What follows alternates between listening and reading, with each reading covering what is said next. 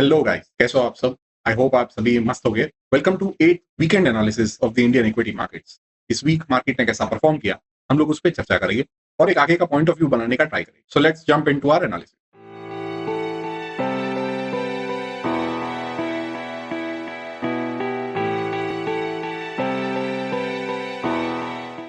Nifty का closing हमें देखने को मिला है 25,570 पे। हम लोग लास्ट 3 हफ्ते से 25,690 या 25,700 के नीचे ही सस्टेन कर रहे हैं। ऊपर हम लोग क्लोज करके सस्टेन नहीं हो पा रहे। जब तक हम लोग इसके ऊपर क्लोज करके अच्छे से 2 से 3 हफ्ते सस्टेन नहीं करते, तब तक निफ्टी में स्ट्रेंथ नहीं आएगी। अक्टूबर 2024 से लेके फरवरी 26 तकरीबन 73 वीक्स हो चुके हैं, 1.5 साल, जहां पे हम लोग ने कोई रिटर्न नहीं बनाया और हम लोग ऐसे एक डेड फेस में फंसे हैं जहां पे निफ्टी कंसोलिडेट। और यहाँ पे आपको स्विंग्स देखने को मिलेंगे, बट जैसी अप स्विंग्स रहती है वैसी ही वॉलेटाइल डाउन स्विंग्स भी रहती है, राइट। सो ये बेस कब तक बनता है वो तो हमें कमिंग वीक्स में ही पता चलेगा। आई एक्सपेक्ट कि अप्रैल जून के बाद कुछ क्लैरिटी मिलना हमें शुरू होना चाहिए। अंटिल देन जैसा प्राइस एक्शन हमें देखने को मिलता है उसी के बेस पे हम लोग अपना ओपिनियन रखेंगे। अब ऐसा नहीं है कि ये हम लोग फर्स्ट टाइम देख रहे हैं, हम लोग ने हिस्ट्री में भी ऐसा कई बार होते हुए देखा है, तो वो मैं आपको शेयर करूं। सबसे बड़ा और सबसे पहला फेज था दिसंबर 2007 से लेके फरवरी 2014 तक, जहां 7 साल का हम लोग ने कंसोलिडेशन किया। निफ्टी आप देखोगे तो ये जो हाई लगाया था, उस हाई को क्रॉस करने को उसे 7 साल लगे थे। ये सबसे बड़ा कंसोलिडेशन था। फिर ऐसा फेज 2015 में भी आया। अब देखोगे जैन 2015 से लेके फरवरी 2017 110 वीक्स तकरीबन निफ्टी को लगे उस हाई को क्रॉस करने। उसके बाद 2018 और 2020 यहाँ पे आप देखोगे तो अगस्त 2018 से लेकर जनवरी 2020 हम लोग उसी रेंज में फंसे रहे और उसके बाद कोविड आया तो उसके बाद हमें फॉल देखने को मिला। तो ये भी कंसोलिडेशन 73 वीक्स का था। और लास्ट में 2021 और 2023 का, यहाँ पे अक्टूबर 2021 से लेकर जून 2023 तक 86 वीक्स का एक कंसोलिडेशन फेज था, जिसे 86 वीक्स लगे इस हाई को क्रॉस करने को। और उसके बाद फिर ये बुल रन आया 2023 और 24 का। एंड यहाँ पे फिलहाल हम खड़े हैं, जहां पे अक्टूबर 2024 से लेके आज फरवरी 2026 चल रहा है।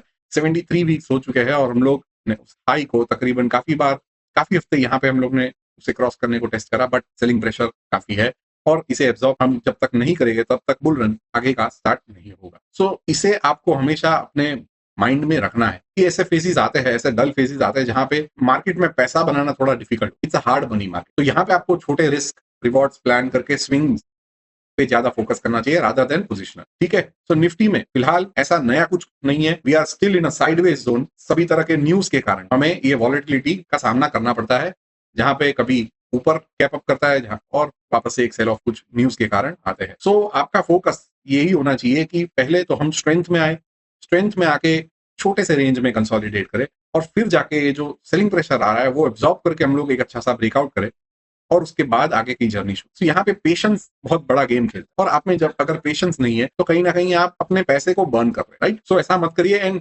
Wait patiently for Nifty for our index to come into strength. So यहाँ पे फिलहाल हम लोग एक साइडवेज जोन में है। यहाँ पे ना कोई मंदी दिख रही है अनलेस एंड अनटिल 25,235 हम लोग जो डिमांड जोन के अंदर है, तो आपको घबराने की कोई जरूरत नहीं है, ठीक है। तो ये था निफ्टी। अब देख लेते हैं बैंक निफ्टी को। तो बैंक निफ्टी का क्लोजिंग देखने को मिला है 61,170 पे। बैंक निफ्टी में स्ट्रेंथ तो है ही और हम लोग ने ये लास्ट 3 हफ्तों से ये डिस्कस किया था कि 59,440 के ऊपर जब तक रहेगा तब तक उसमें स्ट्रेंथ रहेगी। तो ये हफ्ता भी हमें एक बढ़िया सा वॉलेटाइल मूव देखने को मिला है ऑन दी अपसाइड। तो स्ट्रेंथ है, बट इस स्ट्रेंथ को लेके जाने का मेजर कंट्रीब्यूशन है पीएसयू बैंक्स का। तो वो एक इमेज में आपको शेयर कर। आप यहाँ पे देखोगे तो निफ्टी बैंक ये जो रैली आपने देखी है वो पीएसयू बैंक्स के कारण है। प्राइवेट बैंक्स जो है थोड़ा बहुत मोमेंटम दिखा के फिर ऑलमोस्ट फ्लैट ही चल रहे हैं, बट पीएसयू बैंक के कारण आज हमें निफ्टी बैंक में एक बढ़िया सा स्ट्रेंथ देखने को मिल रहा है। तो जब तक इस सेक्टर में स्ट्रेंथ है और प्राइवेट बैंक भी अगर स्ट्रेंथ दिखाता है तो बैंक निफ्टी वापस से अपना ऑल टाइम हाईज के उधर पहुंचेगी, ठीक है। वापस अपने चार्ट पे चलते हैं। तो यहाँ पे अभी ये जो लेवल है 59,700 से लेके 60,100 वो ही बढ़िया सपोर्ट का काम करेगा। छोटा सा सपोर्ट है, हम लोग काफी हफ्ते इस सपोर्ट के नीचे ट्रेड करे। आप यहाँ पे देखो तो पहला सेल ऑफ यहाँ से आया था, फिर एक हफ्ता ऊपर, दूसरा हफ्ता नीचे, तीसरा हफ्ता उधर ही, चौथा हफ्ता वापस नीचे, फिर यहाँ से लास्ट 3 हफ्तों से हम लोग लगातार उसके ऊपर हम लोग बने रहे। तो अभी ये 59,750 से लेके 60,100 का ये जो जोन है वो एक सपोर्ट का काम करेगा और उसके नीचे 59,440 है। 59,440 के नीचे जब भी हम लोग आएंगे तब जाके उसमें स्ट्रेंथ खत्म होगी उसके ऊपर जब तक है तब तक बढ़िया सी स्ट्रेंथ है। तो ये एक इंडेक्स है। दूसरे इंडेक्स हम लोग ने लास्ट डिस्कस किए थे कि निफ्टी बैंक है, निफ्टी ऑटो है, पीएससी, सीपीएससी, फिर निफ्टी हाउसिंग, निफ्टी मेटल थोड़ा पॉज में है बट उसमें भी स्ट्रेंथ है ही। तो ये सारे इंडेक्स जो हम लोग ने बात करे थे वो एक बढ़िया सा स्ट्रेंथ दिखाई रहे और अभी भी फिलहाल मोमेंटम में ही है। तो अभी हमें कुछ हफ्ते और वेट करना होगा, 2 से 3 हफ्ते, जहां पे हमें कंफर्मेशन मिले और ये न्यूज सारे खत्म हो और मार्केट एक जगह पे कहीं ना कहीं आके सेटल होना शुरू करे, तब जाके हमें क्लैरिटी आएगी। बट ऐसे वॉलेटाइल मूव जब तक करेगी, कभी बड़ा गैप अप करती है फिर वापस से एक सेल ऑफ आता है, तो ऐसे मूवमेंट में it's a no trade zone. यहाँ पे यूजुअली रिटेलर लोग ही फंसते हैं ज्यादा। तो अभी फिलहाल पोजिशनल आपको कुछ प्लान नहीं करना है अनलेस एंड अनटिल हमें एक स्ट्रॉन्ग प्राइस एक्शन देखने को मिले। दूसरा, मार्केट ब्रेथ भी सुधरना चाहिए उसके साथ। तो आइए देख लेते हैं मार्केट ब्रेथ। तो percentage of stocks above their shorter term moving average is at 48%, percentage of stocks above their medium term moving average is at 34%, and percentage of stocks above their long term moving average still below 50 at 32%. So market में ही दम नहीं है, market में ही participation नहीं है। और इसका एक आपको उदाहरण देखना है तो यहाँ पे आपको दिखाता हूं मैं। आपके सामने चार्ट ओपन किया है निफ्टी एफपीआई 150 इंडेक्स का, जहां पे फॉरेन प्राइवेट पार्टीज जो अपना पैसा इंडियन मार्केट्स में लगाती है, आप देखोगे तो कहीं ना कहीं यहाँ पे वो मिसिंग है और हम लोग कहीं ना कहीं लास्ट ये जो सपोर्ट जोन है उसके नीचे हम लोग ट्रेड कर रहे हैं। सो जब तक हम लोग यहाँ पे कहीं ना आके ट्रेड करें तब तक आप मान के चलो कि फॉरेन इन्वेस्टमेंट जो आना चाहिए अपने इंडिया में वो कहीं ना कहीं मिसिंग ही रहेगा और ओवरऑल स्ट्रेंथ भी नहीं आएगी। मार्केट में पार्टिसिपेशन कभी बढ़ेगा जब एफआईआईज डीआईआईज दोनों मिलकर अपना कंट्रीब्यूशन देंगे। इंडिया में पैसे का इनफ्लो नहीं आएगा फॉरेन पार्टीज का, तब तक स्ट्रेंथ भी थोड़ी बहुत वीक रहेगी। तो यहाँ पे हम लोग फिलहाल और एक बेरिश मोड में ही चल रहे हैं। यहाँ पे ऐसा कोई बुलिशनेस यहाँ पे देखने को हमें नहीं मिल रही है अनलेस एंड अनटिल हम लोग 50 पे आके अच्छा सा सस्टेन कर। ठीक है, ये है। अब देख लेते हैं गोल्ड एंड सिल्वर में क्या कुछ डेवलपमेंट हमें देखने को मिला है। तो पहले चलते हैं गोल्ड फ्यूचर्स। सो गोल्ड में जैसा हम लोग ने डिस्कस किया था कि अभी एक ब्रेक लगनी है 1,49,000, ये फ्यूचर्स का चार्ट है। तो 1,49,000 एंड 1,60,000 उसके बीच में ही अभी फिलहाल हम लोग एक रेंज में फंसे हुए हैं। 135 and 132 is the main support. अगर गोल्ड यहाँ पे आके ब्रेक लेता है और यहाँ से एक स्ट्रेंथ दिखाता है, बिकॉज ऐसा पॉसिबल हो सकता है कि हम लोग वापस से नीचे के लेवल टेस्ट करें, बट 1 लाख और वो सब फिलहाल के लिए अभी सपने हैं तो उस पर फोकस ना करें। बट ये एक लास्ट सपोर्ट जोन था। सो जब भी हमें कमोडिटीज में कुछ वीकनेस देखने को मिलेगी तो ये एक सपोर्ट जोन है, इसे ध्यान में रखना। 132 से लेके 135 यहाँ पे सपोर्ट मिलना चाहिए, राइट। यहाँ पे आपकी नजर होनी चाहिए। यहाँ पे अगर रेंज बनता है तो भी बढ़िया है, बट यहाँ पे लंबा रेंज बनना चाहिए। ऐसा नहीं कि 2-3 हफ्ते ही करके हम लोग वापस से ऊपर चले, बिकॉज ये सेल ऑफ आप नजरअंदाज नहीं कर सकते, इसे हल्के में नहीं ले सकते। ठीक है, ये है गोल्ड का व्यू। सिल्वर को भी देख लेते। सिल्वर फ्यूचर्स भी हम लोग ने डिस्कस किया था कि ये येलो जोन विच इज 239 से लेके 2,54,000 का जो रेंज है उसी के बीच में उसे ब्रेक लगनी है। तो आप देखोगे 1, 2 और 3 हफ्ते हम लोग लगातार उसी जोन के अंदर क्लोज कर रहे हैं। तो ये एक अच्छा सा सपोर्ट है। उसके नीचे 2,22,000 और उसके नीचे ये जो गैप है और ये 192 से लेके 2,01,000 तक का ये नेक्स्ट सपोर्ट है। बट फिलहाल हम लोग यहाँ पे सपोर्ट ले रहे हैं तो बढ़िया है और यहीं पे कुछ हफ्ते बिता के हम लोग आगे की जर्नी अगर स्ट्रेंथ दिखाते हैं तो फिर ऊपर के लेवल्स वापस से टेस्ट होने। बट यहाँ पे भी सेलिंग प्रेशर बहुत ज्यादा है। सो पेशेंटली यहाँ पे वेट करना है कि हमें आगे क्या देखने को मिल रहा है। ठीक है, अब देख लेते हैं यूएस मार्केट्स में क्या है। तो ये है S&P 500।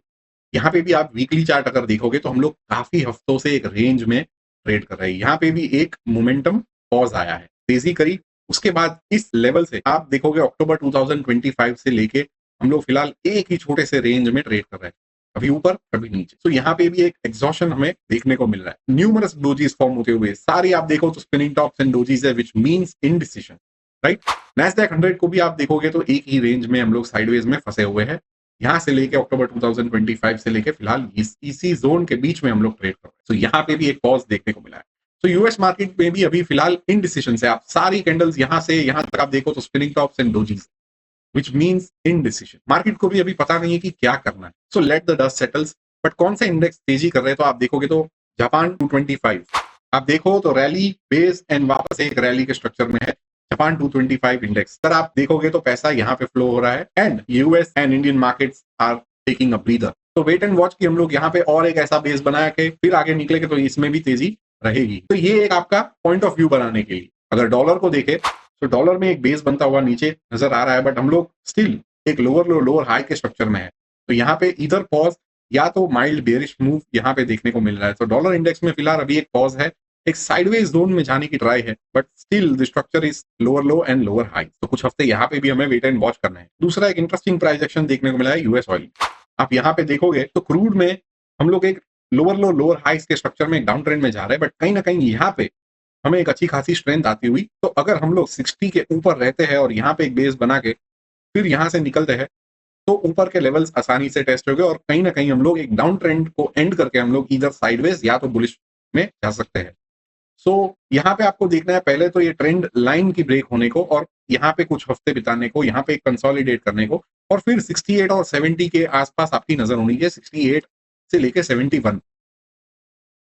जब तक ये ब्रेक करके हम लोग सस्टेन नहीं करते तब तक असली जान उसमें नहीं आएगी, और वही कंफर्मेशन हमारे लिए रहेगा कि ये जो डाउन ट्रेंड है वो कहीं ना कहीं एंड होगी एंड फिर हम लोग साइडवेज, क्योंकि ऊपर की साइड पे मल्टीपल रेजिस्टेंस है, हम लोग साइडवेज टू बुलिश मोड में फिर जाएंगे। यहाँ पे आपकी एक नजर होनी चाहिए। सो ओवरऑल हम लोग देखें तो हम लोग we are in a dead market, no money market. तो पोजिशनल तो आप फिलहाल के लिए कुछ प्लान मत करिए।